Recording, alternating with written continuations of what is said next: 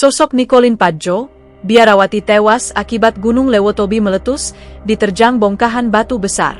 Mengenal sosok Nicolin Padjo SSPS, biarawati Katolik yang menjadi korban tewas akibat Gunung Lewotobi laki-laki meletus di Kabupaten Flores Timur, Nusa Tenggara Timur, pada Minggu, 3 November 2024, malam.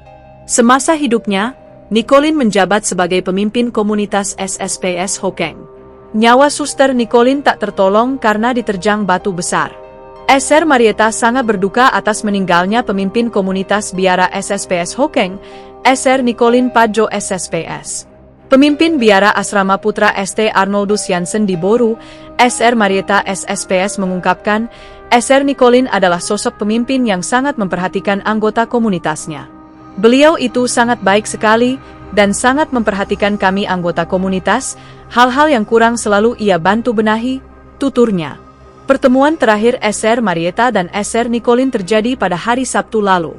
Waktu itu beliau mengunjungi asrama putra dan putri untuk melihat atap bangunan asrama yang bocor akibat erupsi sebelumnya, ungkapnya. Dalam pertemuan itu, Sr. Marieta mengisahkan keduanya berbincang-bincang seperti biasa tanpa ada tanda-tanda lain yang mengindikasikan bahwa kedepannya Sr. Nicolin akan menemui ajalnya. Tidak ada tanda-tanda, kami hanya mengobrol seperti biasa, ucapnya. Selain Suster Nicolin, 70 orang anak asrama binaan biara SSPS dan puluhan suster baik lansia maupun postulan diungsikan. Marieta menceritakan bahwa para suster dan anak asrama dievakuasi saat tengah malam. Namun naasnya pemimpin komunitas SSPS Boru, Sr. Nicolin Padjo tak tertolong. Saat evakuasi batu menghalangi pintu sehingga suster tidak dapat tertolong, ungkapnya. Ia mengatakan kejadian ini terjadi begitu saja tanpa ada tanda peringatan.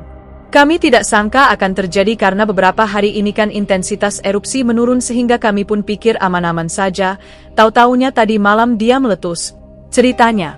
Suster Marieta menyaksikan peristiwa tersebut berlangsung begitu mencekam. Saat evakuasi, anak asrama dan para suster hanya membawa pakaian seadanya, sebagian barang lain ditinggalkan. Sepanjang perjalanan, hujan abu maupun batu serta pijaran api berjatuhan begitu banyak menghantam rumah, pepohonan hingga sepanjang jalan.